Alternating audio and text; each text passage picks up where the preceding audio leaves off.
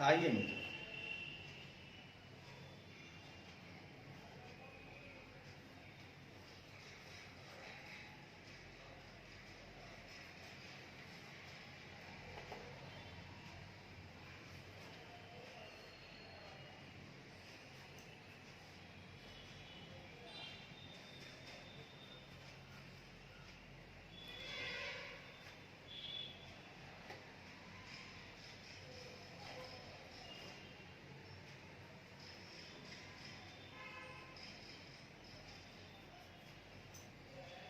आइए मेरे प्यारे प्यारे मित्रों, आ जाइए, आ जाइए मेरे प्यारे मित्रों, आ जाइए।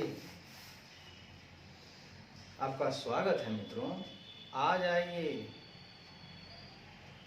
आपका स्वागत है मित्रों, आ जाइए। आपका स्वागत है मित्रों, आ जाइए।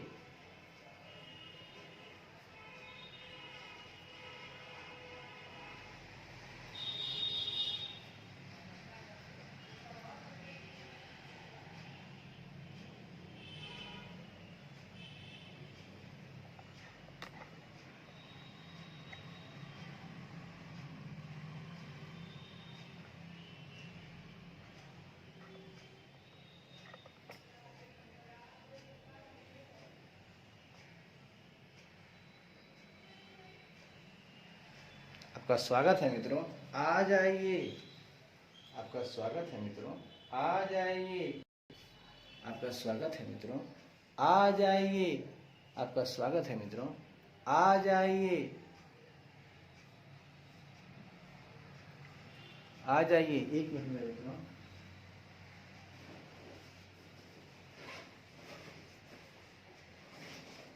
आपका स्वागत है मित्रों, आ जाइए।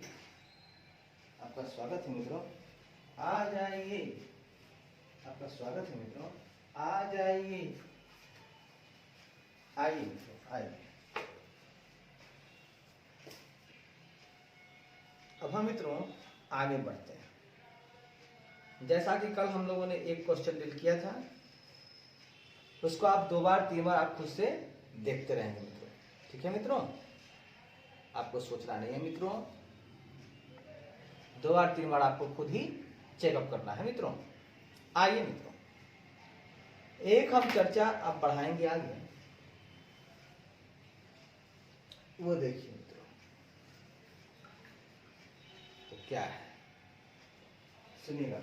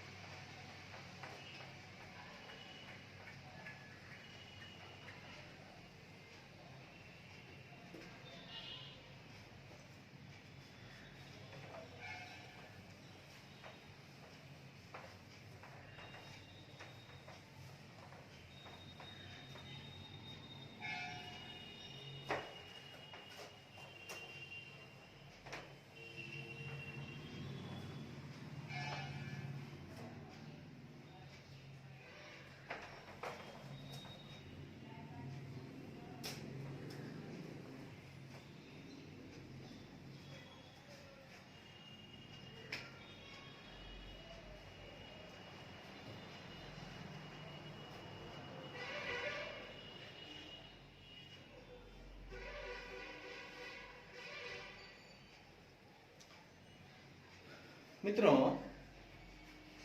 हे मेरे प्यारे मित्रों, आइए ना, आइए, ढेर सारी बातें करते हैं मित्रों। आइए मौज करेंगे मित्रों, मौज करेंगे।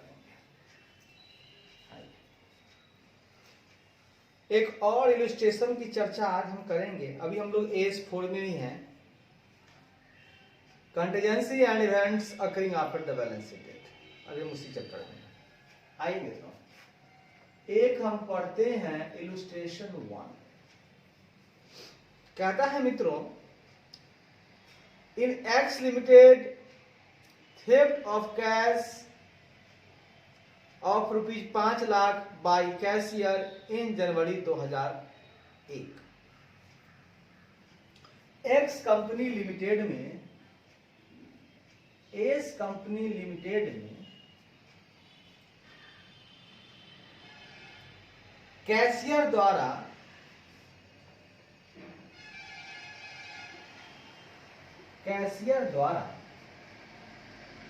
₹5 लाख के कैश की चोरी की गई।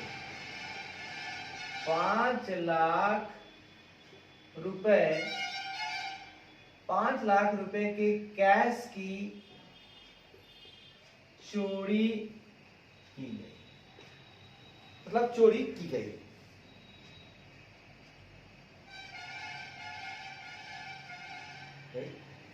जनवरी 2001 में। कब की गई? जनवरी 2001 में। ठीक है, जो कि मई 2000, जिसका पता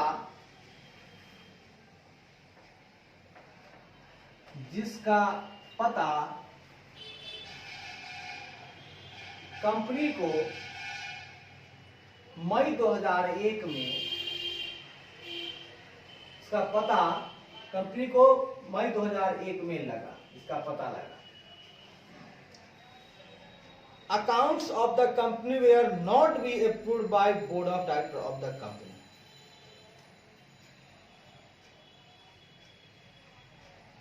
कंपनी के बोर्ड ऑफ डायरेक्टर द्वारा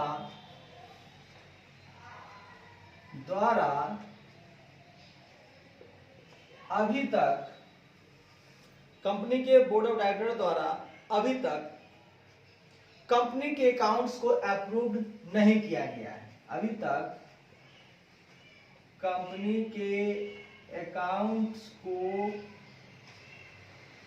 अप्रूव्ड नहीं किया गया है। ठीक है, या नहीं किया गया था, मतलब अब तक कंपनी के अकाउंट्स अप्रूव्ड नहीं किया गया है। बात को समझिएगा मित्रों, एकदम 1 to 1 चलेंगे मित्रों। हम क्या कह रहे हैं सुनते जाइए, 1 to 1 चलेंगे। हम कह रहे हैं मित्रों कि एक्स लिमिटेड जो है उसमें एक कैशियर है, वो क्या किया कि कैश आया 5 लाख लेके चोरी करके भाग गया 2021 में, जनवरी में। पता चला मई में, तो पता चला मई में, और मई में पता चला, लेकिन मई तक अभी कंपनी का अकाउंट्स अप्रूव नहीं हुआ, यानी चोरी हुई है बैलेंस शीट डेट के बाद, लेकिन अप्रूवल से पहले। अच्छी बात। क्या हुआ है अब सुनिएगा। Decide whether the theft of cash has to be adjust. कहता है आप निर्णय दो, आप निर्णय करो कि क्या कैश की चोरी को,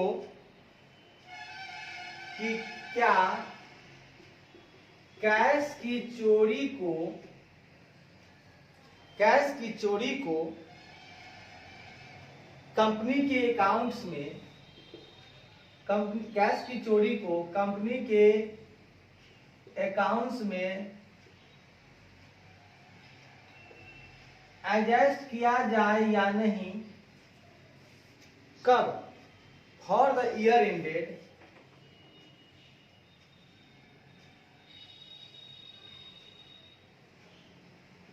साल जो खत्म हो रहे हैं 31 मार्च 2001 के। इस साल के लिए यह हमसे निर्णय पूछ रहा है कि जो कैश की चोरी हुई है उसको कंपनी के अकाउंट्स में एडजस्ट किया जाए। आपसे सवाल पूछा गया, एडजस्ट करें कि नहीं करें? तो भैया इसको समझने के लिए जरा सा एक हम लाइन ड्रॉ कर लेते हैं।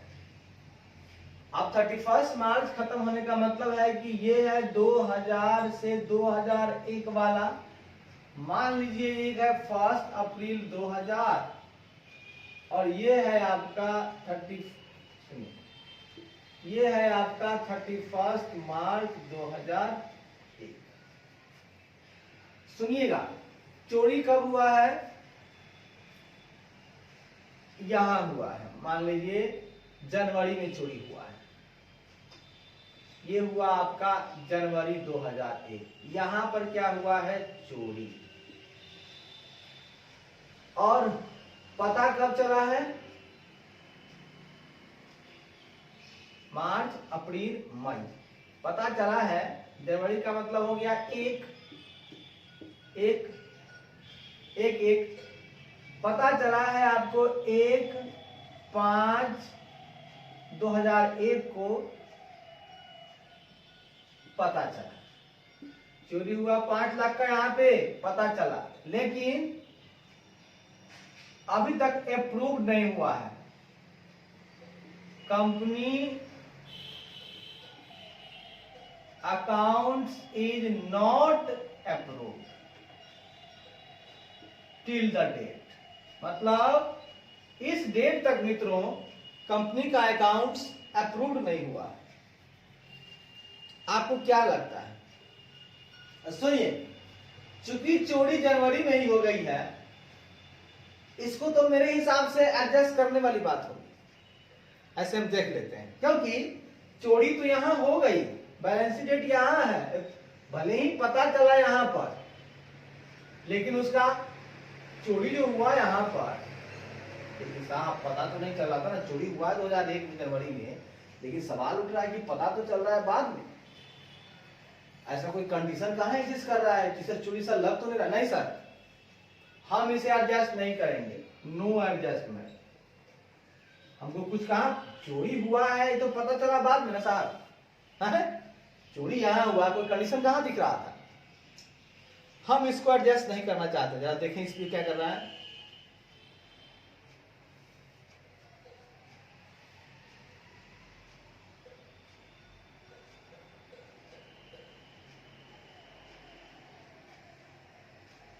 अच्छा, लेकिन सुनिएगा, एक बात तो है, आपको जब पता चला है बाद में, लेकिन हमको तो 2 डेट चाहिए ना भाई।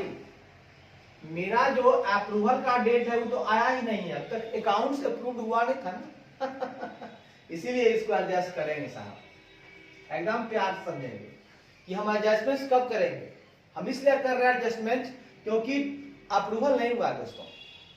एकदम ध्यान से, शांत मन से, घबराना नहीं है, एकदम ध्यान से समझना। हम कहना चाहते हैं कि चोरी हुआ है जनवरी में, जो कि फाइनेंशियल स्टेटमेंट डेट के पहले है, लेकिन हमको पता नहीं है। पता हमको चल रहा है फाइनेंशियल स्टेटमेंट डेट के बाद, लेकिन चूंकि अप्रूवल से पहले है, अप्रूवल का डेट नहीं पता, अप्रूवल से पहले है, इसलिए हमको एडजस्ट करना पड़ेगा। ठीक है? वैसे ही 5 लाख की चोरी है, मटेरियल है, छोटा मोटा नहीं।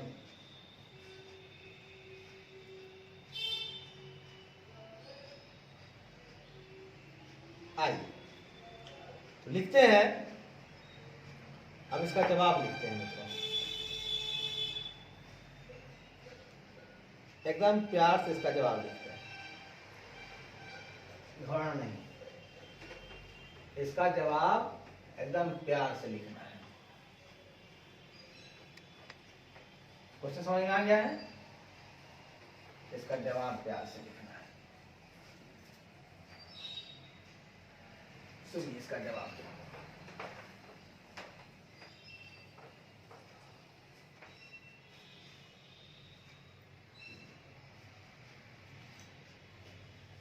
इसका जवाब क्या होगा ये सुनिए।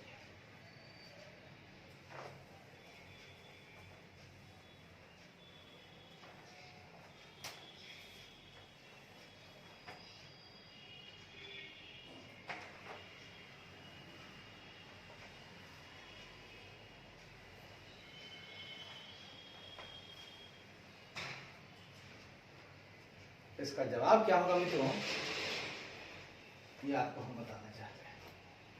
हम ध्यान से आराम से एकदम चलना है, घबराना नहीं, एकदम आराम से।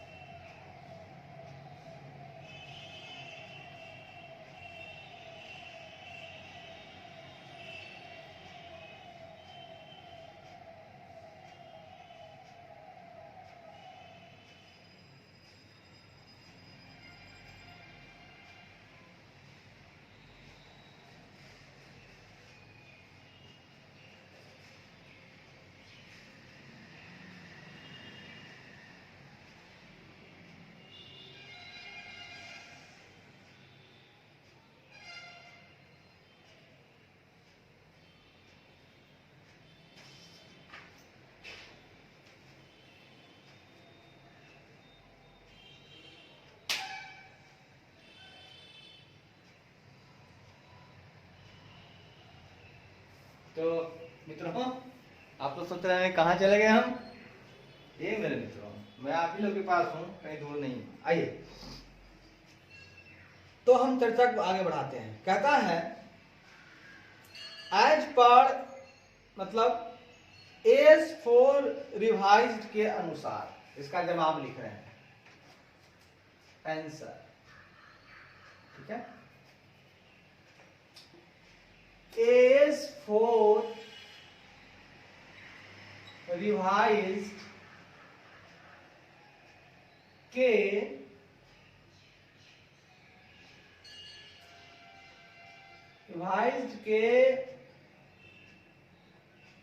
अनुसार, किसके अनुसार, एज फोर रिवाइज्ड के अनुसार।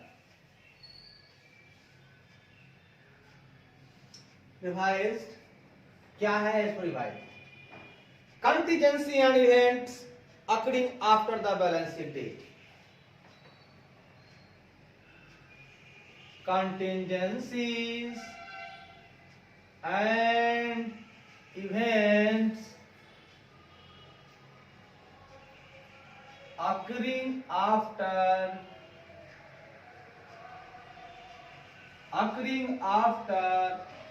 balance sheet date के अनुसार। सुनिएगा सूत्र मित्रों, सुनिएगा, के अनुसार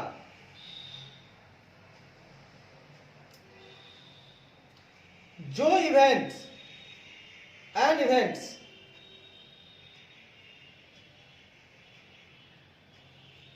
ऐसा इवेंट्स जो बैलेंस शीट डेट के बाद अकर हुए हैं के अनुसार, ऐसे इवेंट जो बैलेंस शीट डेट के बाद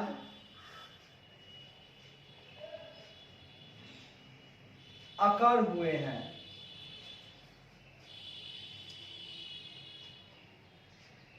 अकर हुए हैं, उनको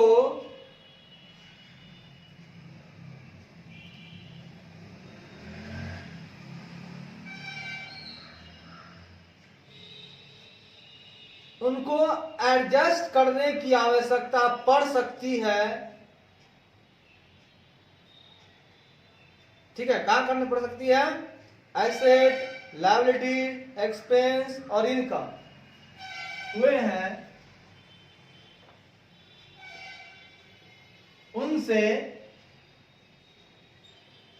एसेट्स,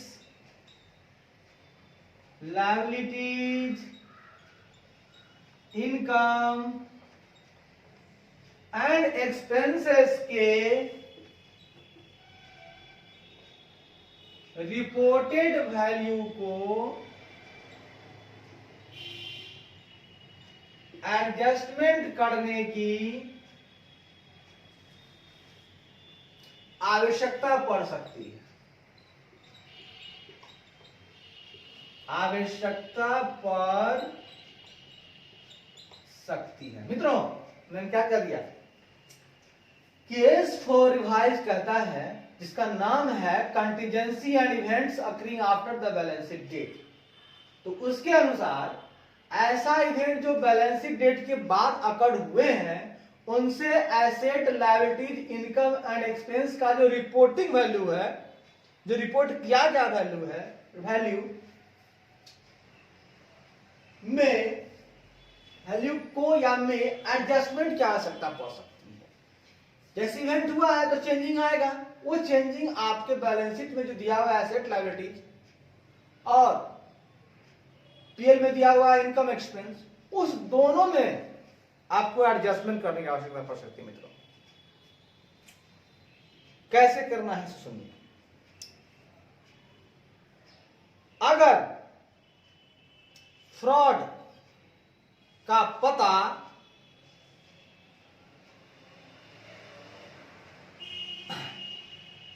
अगर सुनिएगा, अगर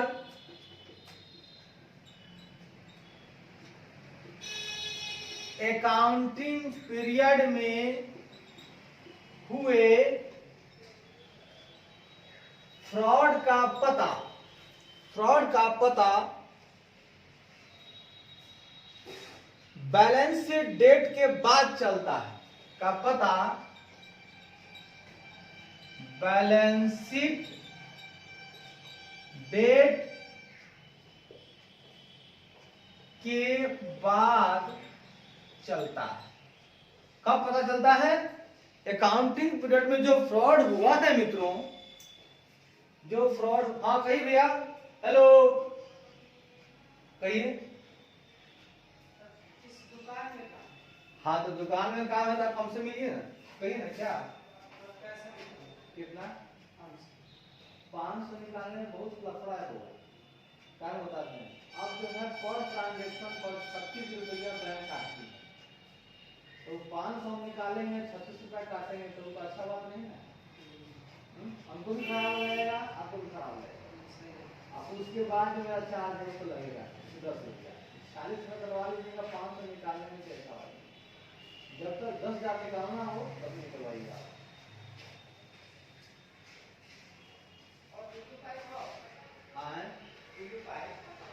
कैसा पाइप कुआं में लगाने वाला नॉन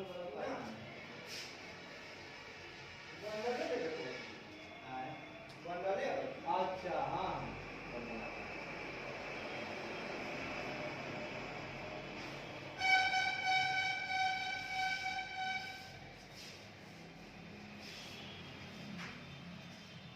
तो आइएगा मित्रों, ये हम कह रहे थे आपसे,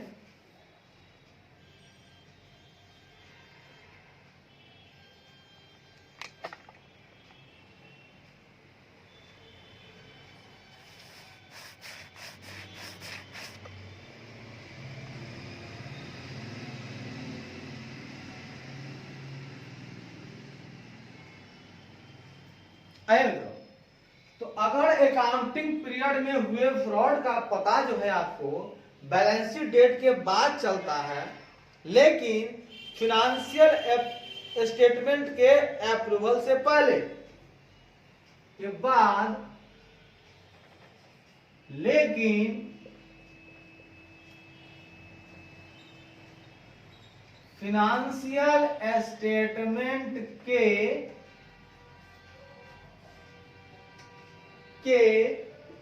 अप्रूवल के पहले चलता है। सुनिएगा, पता कब चलता है? बैलेंस शीट डेट के बाद, लेकिन फिनेंशियल स्टेटमेंट के अप्रूवल डेट से पहले। फिनेंशियल स्टेटमेंट का जो अप्रूवल करना है ना मित्रों, उस डेट से पहले पता चलता है। अब क्या करेंगे? हाँ है, तो यह आवश्यक है कि अतः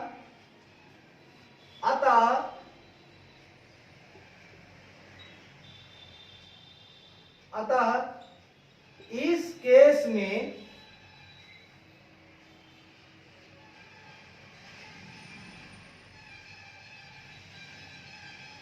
केस में हुए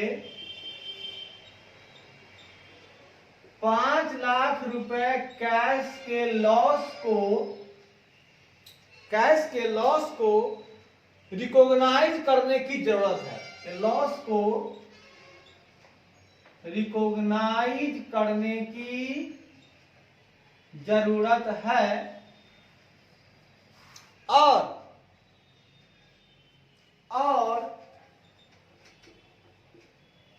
31 मार्च 2001 को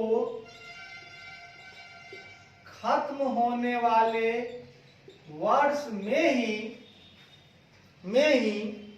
कंपनी के अकाउंट को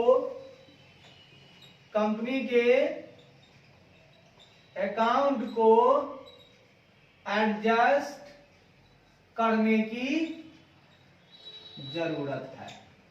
अब बात को समझेगा मित्रों, ऐसा इवेंट जो बैलेंस शीट डेट के बाद अकर हुए हैं, उनसे एसेट, लायबिलिटीज, इनकम, एक्सपेंस के रिपोर्टेड वैल्यू को एडजस्टमेंट की आवश्यकता पड़ सकती है। अगर अकाउंटिंग पीरियड में फ्रॉड का पता बैलेंस शीट डेट के बाद लेकिन फाइनेंशियल स्टेटमेंट के अप्रूवल के पहले चलता है, तो इसे एडजस्ट करें, तो इसे चलता है। सुनिएगा, तो इसे कंपनी के अकाउंट में एडजस्ट करना होगा उसी साल जिस साल फ्रॉड का पता चला है, जिस साल फ्रॉड का पता चला उससे एडजस्ट करना होगा। था इस केस में 5 लाख रुपए का जो कैश का लॉस है वो रिकॉग्नाइज करने की जरूरत है और 31 मार्च 2001 में खत्म होने वाले वर्ष में ही कंपनी के अकाउंट को एडजस्ट करने की जरूरत है। आगे नहीं बढ़ना मित्रों, उसी साल आपको ऐसा करना होगा मित्रों, करना होगा। नहीं करेंगे प्रॉब्लम में फंसेंगे मित्रों। ए मेरे प्यारे मित्रों, कहां फंसेंगे मेरे प्यारे मित्रों? प्रॉब्लम में फंसेंगे मेरे प्यारे मित्रों। अर्जास मित्रों, ए मेरे प्यारे मित्रों,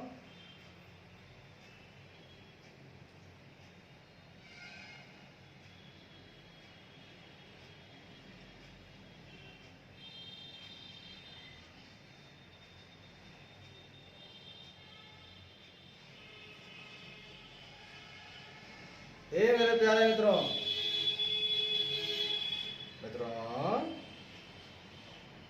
हे मेरे प्यारे मित्रों, आइए मेरे प्यारे मित्रों।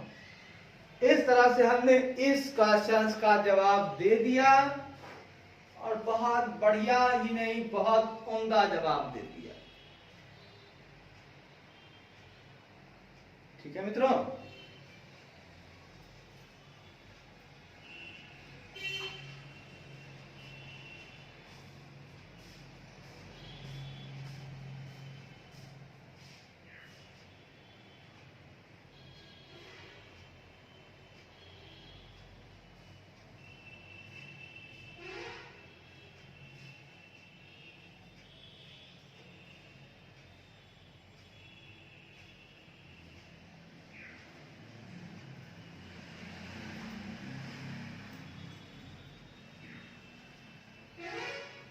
आइए मेरे प्यारे मित्रों, आइए।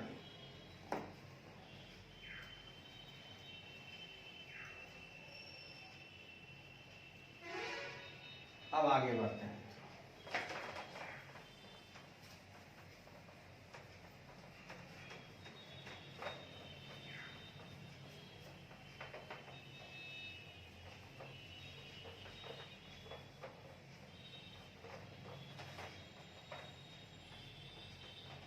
आइए,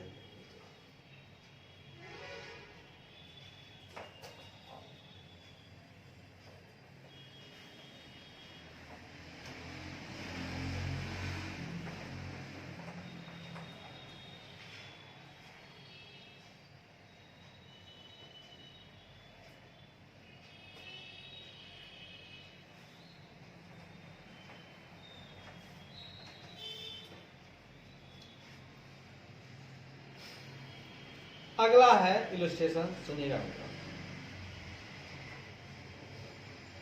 5 करना है, इसमें 6 करना है, आगे बढ़ना है मित्रों। दूसरा इलस्ट्रेशन क्या कहता है, सुनिएगा। कहता है अर्थक्वेक आने के कारण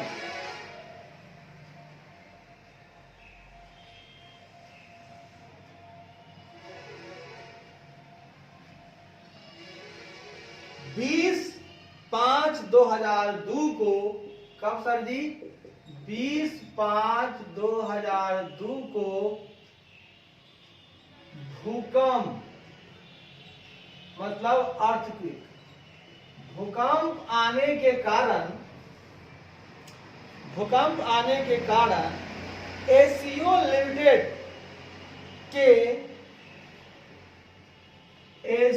लिमिटेड के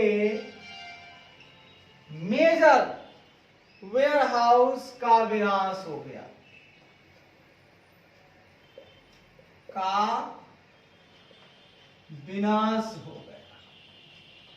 विनाश कब हुआ है मित्रों, 20/5/2002 को। कंपनी का अकाउंटिंग ईयर समाप्त हो रहा है या होता है।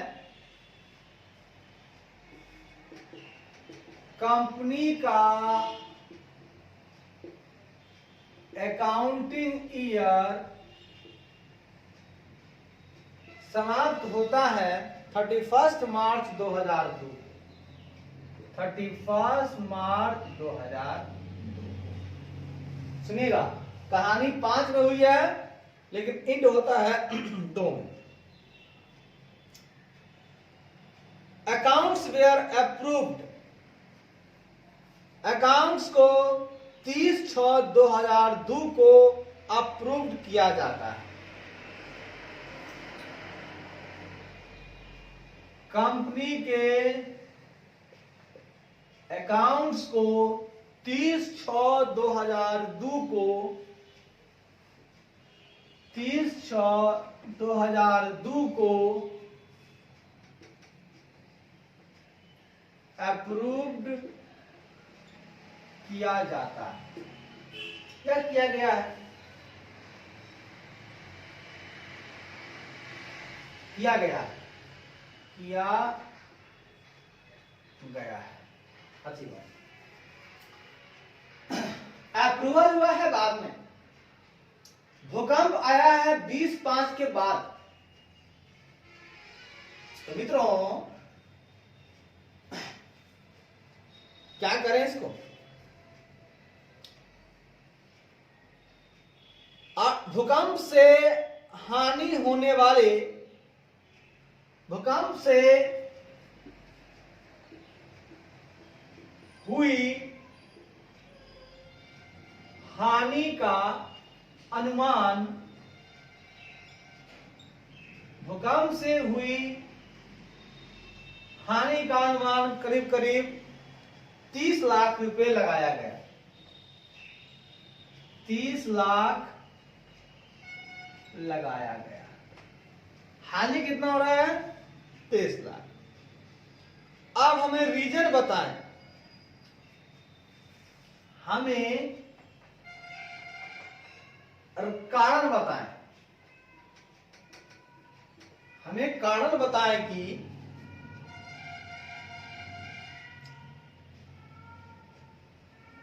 यदि अर्थ मतलब भूकंप के कारण हुए लॉस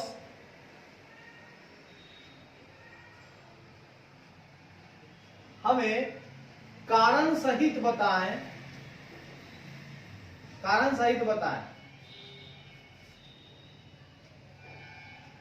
कि भूकंप के कारण हुए हानि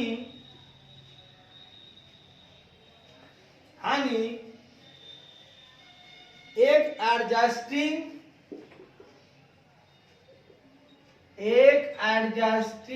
इवेंट्स हैं या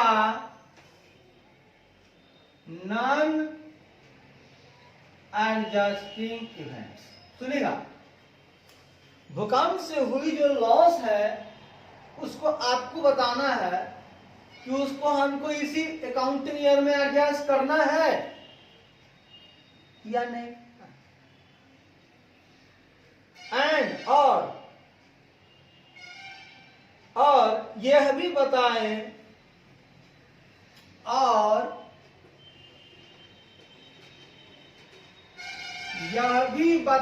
कि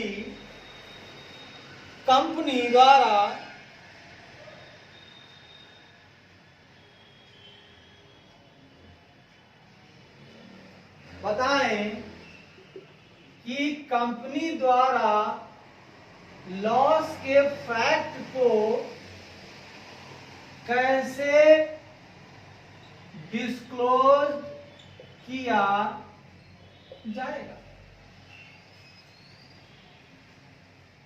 लॉस के फैक्ट को कहां डिस्क्लोज करेगा, हमको बताइए।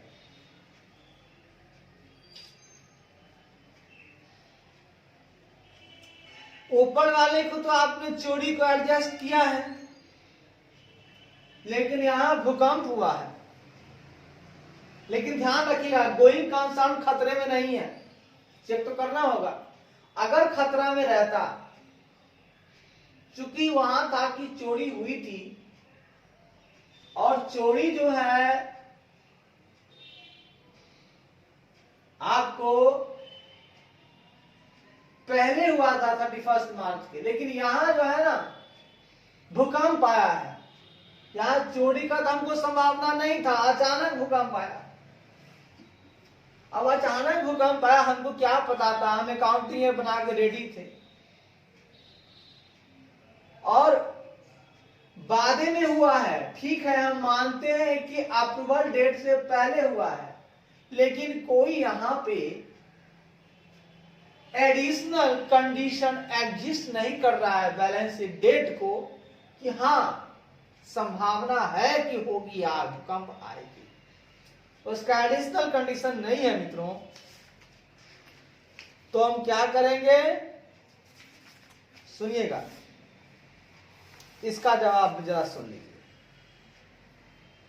एकदम गौर से प्यार मोहब्बत से सुनिएगा, एकदम प्यार से चलेंगे, एकदम धीरे धीरे चलेंगे, प्यार से चलेंगे।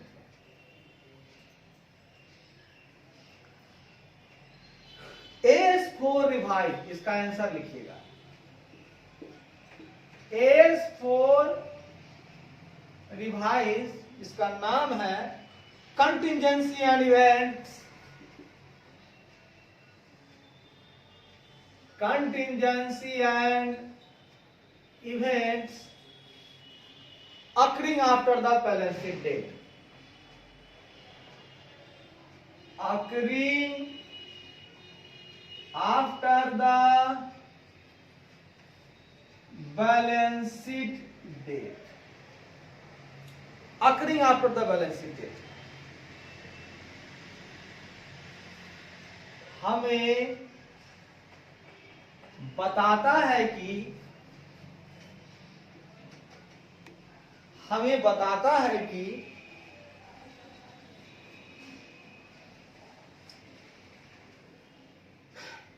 कि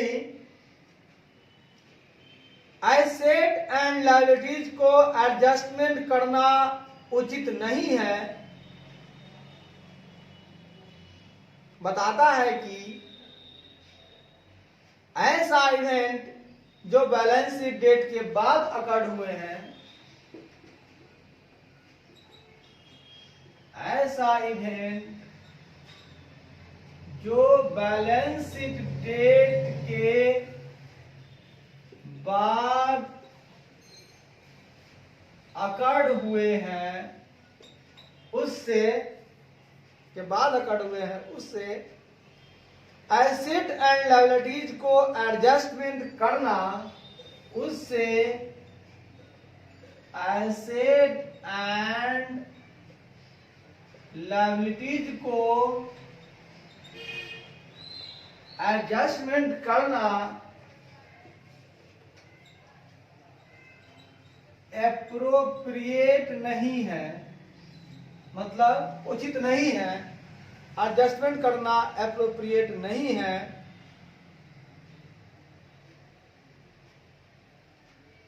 अगर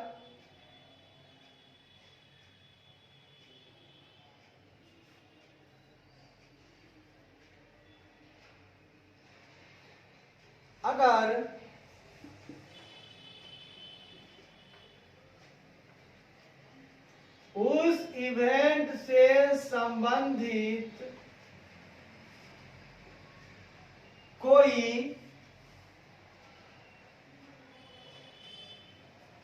उस इवेंट से संबंधित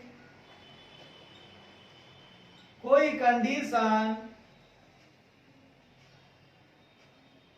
बैलेंस शीट डेट के दिन बैलेंस शीट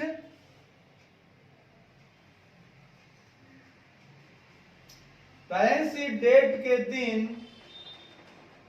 एग्जिस्ट नहीं करता हो। क्या करते सुनेगा, एज फॉर रिवाइज जो है contingency and event occurring after the balance sheet date है, बताता है कि ऐसा इवेंट जो बैलेंस शीट डेट के बाद अकर्ड हुए हैं, उससे एसेट एंड लायबिलिटीज को एडजस्टमेंट करना एप्रोप्रिएट नहीं है अगर उस इवेंट से संबंधित कोई कंडीशन बैलेंस शीट डेट के दिन एग्जिस्ट नहीं करता हो। अगर बैलेंस शीट डेट के दिन कोई एडिशनल कंडीशन एग्जिस्ट नहीं करता है उस अकर्ड हुए इवेंट्स का जो बैलेंस शीट डेट के बाद हुए हैं, तो हम उसको एडजस्ट नहीं करेंगे। हमको बैलेंस शीट डेट के दिन कोई ना कोई हमको जानकारी चाहिए, हमें जानकारी दिखनी चाहिए। अगर जानकारी कुछ भी हिंट्स कुछ भी मिलता है तभी उसको एडजस्टमेंट करेंगे, अन्यथा नहीं करेंगे। इस केस में भूकंप के कारण हुए वेयरहाउस का डिस्ट्रक्शन, इस केस में भूकंप के कारण हुए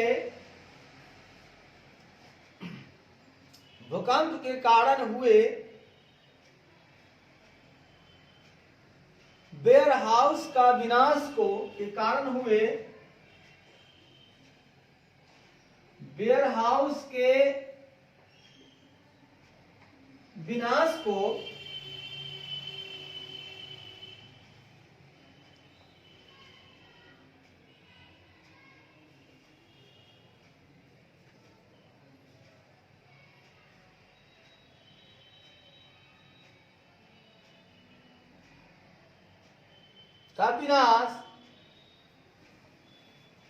का विनाश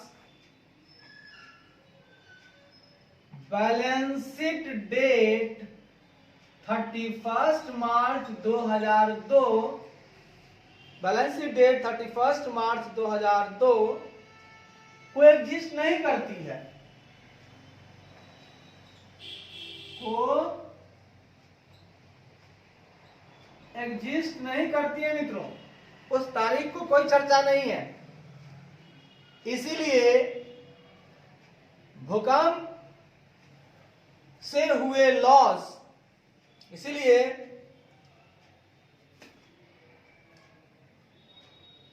इसीलिए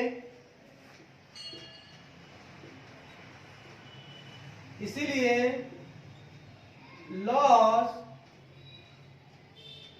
जो भूकंप के कारण अकड़ हुए हैं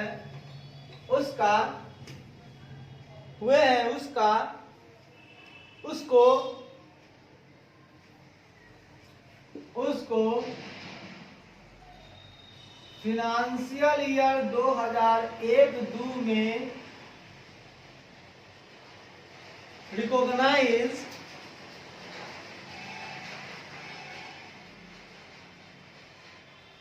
नहीं करना है। 2 में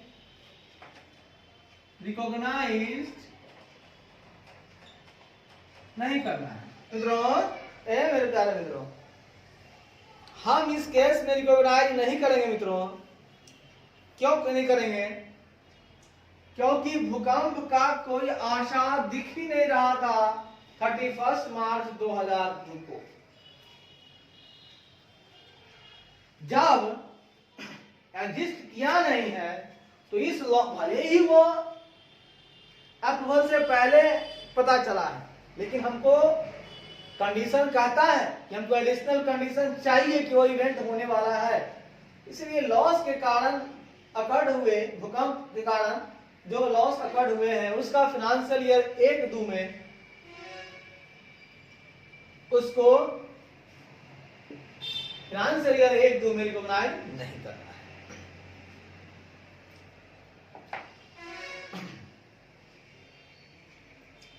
आगे बढ़े और भी बातें हैं। जैसा कि स्टैंडर्ड के अनुसार,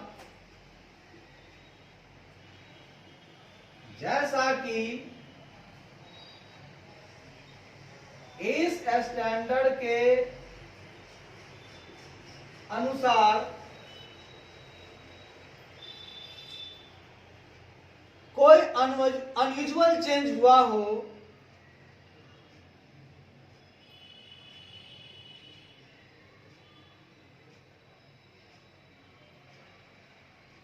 के अनुसार बैलेंस शीट डेट के बाद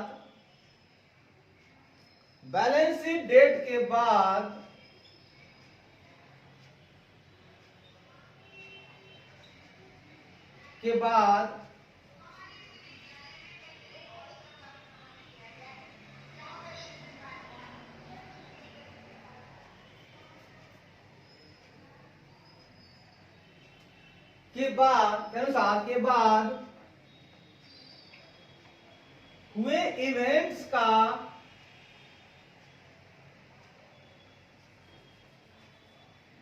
का प्रभाव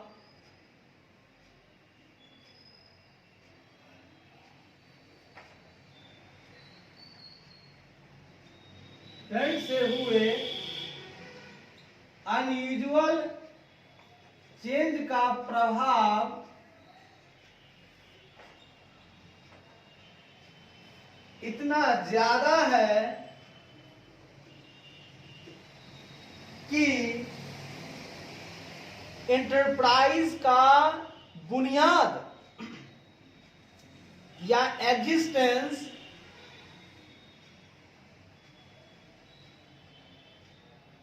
है कि एंटरप्राइज का सबस्ट्रैटम, बुनियाद का मतलब होता है सबस्ट्रैटम, बुनियाद इतना है कि इंटरप्राइज का बुनियाद या उसका एग्जिस्टेंस ही प्रभावित हो गया है, तो है ना। मतलब जैसा कि इस स्टैंडर्ड के अनुसार बैलेंस शीट डेट के बाद हुए इवेंट से, के बाद वाले इवेंट के बाद हुए इवेंट से हुए अनयूजुअल चेंज का प्रभाव, इवेंट जो हुआ उससे आकस्मिक बहुत बड़ा बदलाव आ गया।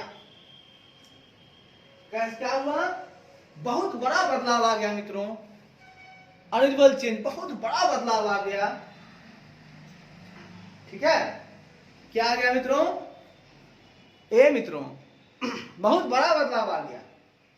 ऐसा बदलाव आया कि इंटरप्राइज का जो बुनियाद ही हिल गया, उसका एग्जिस्टेंस ही प्रभावित हो गया या खतरे में आ गया है। तो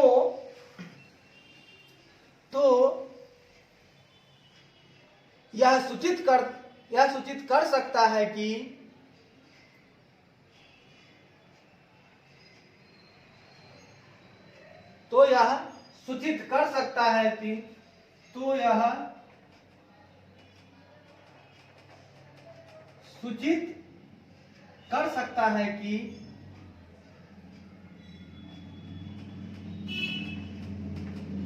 यह सूचित कर सकता है कि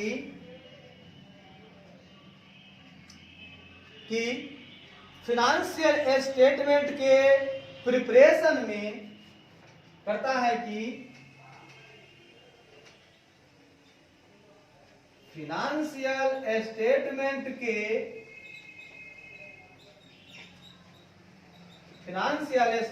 के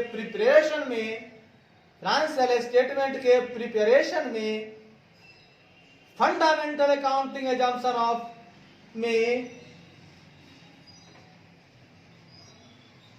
गोइंग कंसर्न के फंडामेंटल अकाउंटिंग एग्जाम्पशन पर विचार करने की जरूरत है।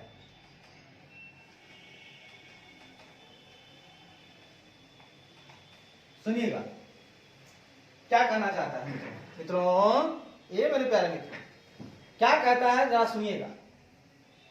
कहना चाहता है मित्रों कि जैसा कि इस स्टैंडर्ड के अनुसार बैलेंस शीट डेट के बाद हुए इवेंट से हुए अनयूजुअल चेंज का प्रभाव इतना ज्यादा है कि इंटरप्राइज का बुनियाद या उसका एग्जिस्टेंस ही प्रभावित हो गया है या खतरे में आ गया है, तब हमको अब इस स्टैंडर्ड को भूल जाना होगा। यह स्टैंडर्ड हमको कह रहा है कि वो सारी बातें भूल जाइए। ठीक है, बुनियाद अगर खतरा में है तो हम, चूंकि बाद में हुआ है इवेंट, तो एडजस्ट करने वाली बात नहीं है, वो नॉन एडजस्टिंग है, उसका कोई कंडीशन भी नहीं मिल रहा है बैलेंस शीट डेट को, तो है। लेकिन चूंकि बुनियाद खतरे में है तो हमको फाइनेंशियल स्टेटमेंट बनाते समय प्रिपरेशन में, या कह सकते हैं बनाते समय, हमें गोइंग कंसर्न को ध्यान में रखना होगा। गोइंग कंसर्न के फंडामेंटल अकाउंटिंग एग्जाम्पशन पर विचार करने की जरूरत है। अब भैया गोइंग कंसर्न ही खतरा में अब आगे होगा ही नहीं, तो उसका ट्रीटमेंट कहां करेंगे? आगे अगर हमको फाइनेंशियल स्टेटमेंट मिलेगा ही नहीं तो कहां करेंगे? तो फंडामेंटल अकाउंटिंग एग्जाम्पशन जो कुछ कहता है वही करेंगे। वो कहता है कि जब खतरा में आ जाए आपका व्यापार तो कुछ भी मत देखिए, उसको एडजस्ट कीजिए इसी फाइनेंशियल ईयर में, इसी अकाउंटिंग ईयर में। ठीक है, करने की जरूरत है।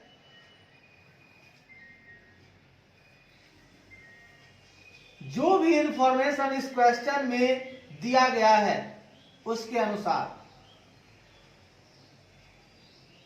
अब आगे बढ़ते हैं, इसको लास्ट करते हैं। एकदम प्यार मोहब्बत से रहेंगे मित्रों, घबराने की कोई जरूरत नहीं मित्रों। ये मेरे प्यारे मित्रों, घबराने की जरूरत नहीं है। एकदम चलेंगे देहाती भाषा में, इंग्लिश को मारिए गोली। और बहुत हो गया मित्रों। क्यों भाई सीबीएसई वालों, हम बिहार बोर्ड वालों को कोई अहमियत नहीं। मजाक उड़ाओ भैयों मेरे, 2-4 लाइन इंग्लिश में झाड़ कर मजाक उड़ाओ भैयों, उड़ा दो मजाक। लेकिन हमारे क्लाइंट हिंदी समझेंगे, हम उन्हें हिंदी में तोड़ तोड़ कर समझाएंगे, मोड़ मोड़ कर समझाएंगे। क्लाइंट को हमसे दूर जाने की जरूरत नहीं पड़ेगी। आप झाड़ो इंग्लिश, पहनो फुल शर्ट पैंट, लगा लो टाई और नाचो और गाओ। हमें ज्ञान चाहिए, डिग्री नहीं। मुझे ज्ञान चाहिए, डिग्री नहीं। मुझे ज्ञान चाहिए।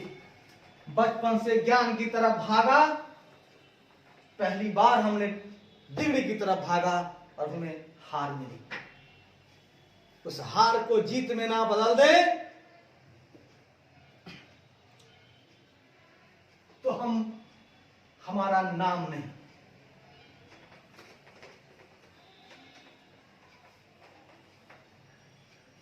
चींटी चढ़ती है पहाड़ों पे, 100 बार फिसलती है, लेकिन हिम्मत नहीं हारती, अंत में चढ़ जाती है।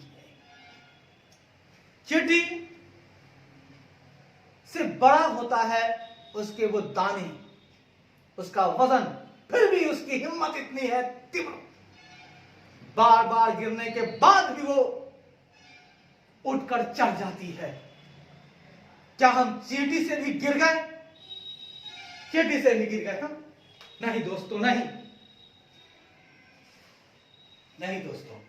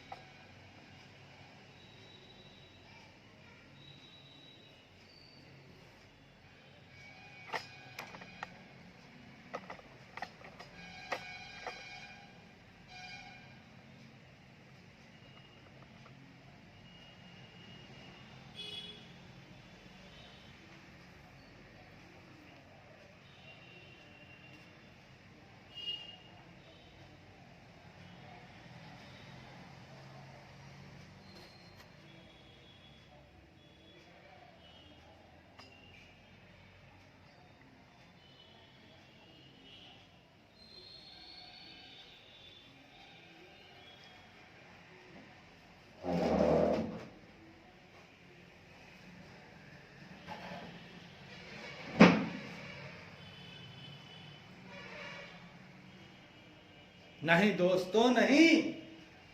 आओ मेरे मित्रों, मेरे प्यारे मित्रों, आओ ना, मेरे साथ रहो मित्रों। अकेला नहीं छोड़ना, मुझे नहीं छोड़ना अकेला मित्रों, मेरे साथ रहो मित्रों।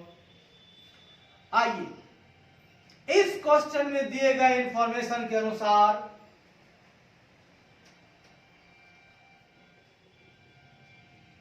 इस क्वेश्चन में दिए गए सूचना यानी इंफॉर्मेशन के अनुसार, इस क्वेश्चन में जो दिया गया है सूचना, उसके अनुसार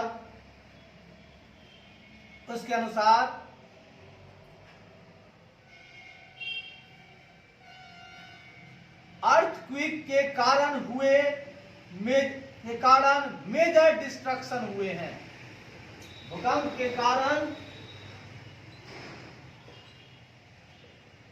कारण एंटरप्राइज में मेजर विनाश हुआ है, मेजर डिस्ट्रक्शन हुआ है, मतलब तबाही, मेजर तबाही हुए हैं।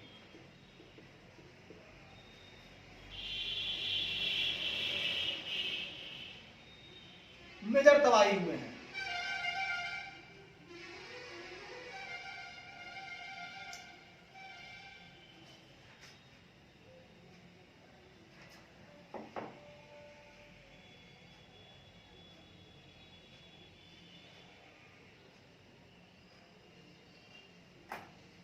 तबाही हुए हैं।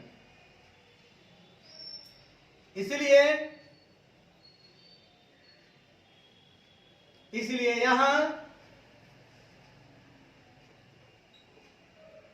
यहां गोइंग कंसर्न के फंडामेंटल अकाउंटिंग एग्जाम्पशन को, इसलिए यहां गोइंग कंसर्न के फंडामेंटल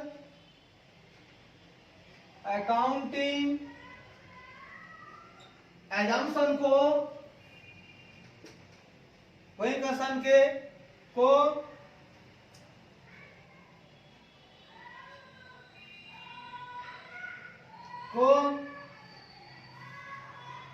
मूल्यांकित या विचार किया जाना चाहिए। चूंकि तबाही हुई है भारी भूकंप के कारण एंटरप्राइज में, इसलिए गोइंग कंसर्न का फंडामेंटल अकाउंटिंग एजम्पशन को मूल्यांकित किया जाना चाहिए। हम उसको ध्यान में रखेंगे। वो क्या कहता है, बुनियाद हिल रहा है ना, तो गोइंग कंसर्न पर विचार करना होगा।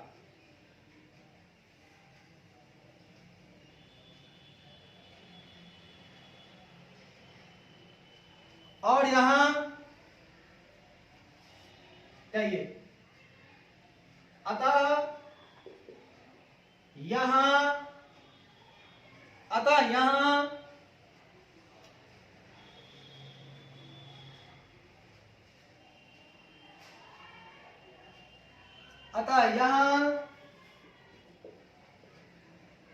गोइंग कंसर्न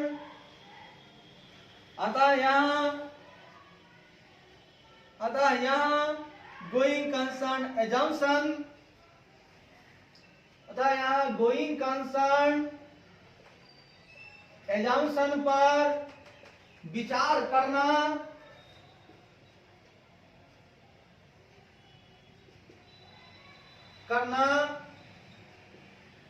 वैलिड होगा, करना ही वैलिड है। सर करना क्या है, वैलिड है।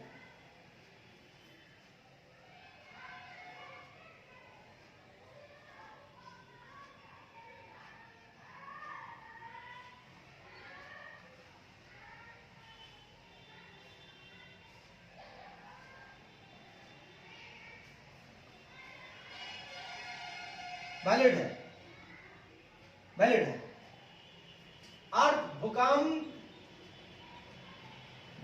के फैक्ट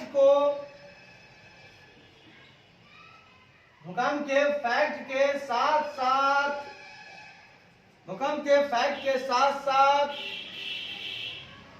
उसके अनुमानित लॉस 30 लाख के साथ उससे हुए अनुमानित हानि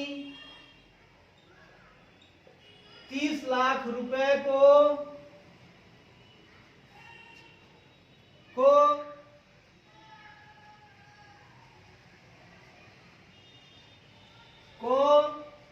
फाइनेंशियल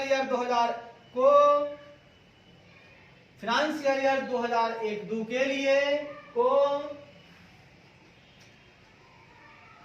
फाइनेंशियल ईयर 2001-2 के लिए अप्रूविंग अथॉरिटी के रिपोर्ट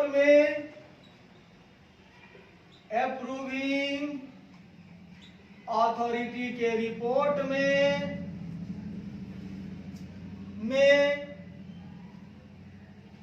डिस्क्लोज करना चाहिए। रिपोर्ट में डिस्क्लोज। मित्रों, हमने क्या कहा सुनिएगा।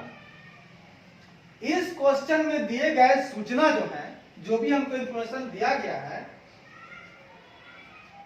उस सूचना के अनुसार भूकंप के कारण मेजर डिस्ट्रक्शन यानी तबाही हुआ है।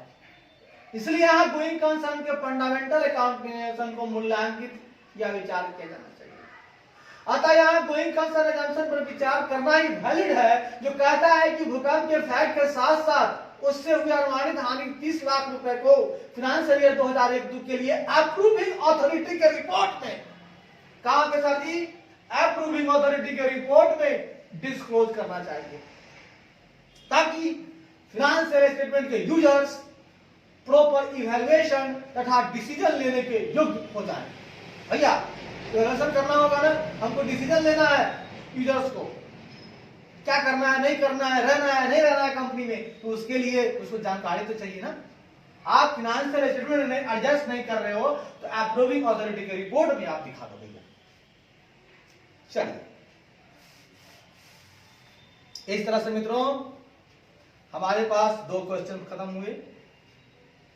मेरे प्यारे मित्रों, अब आइए ना आगे बढ़ते हैं। नंबर 3 क्या कहता है मित्रों, सुनिएगा गौर से।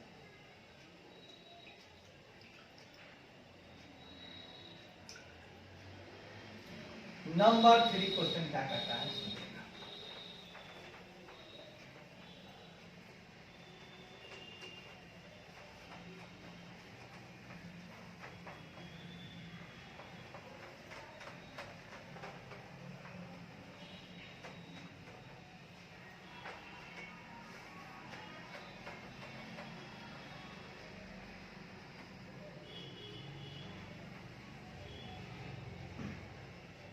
थोड़ा विश्राम करना है।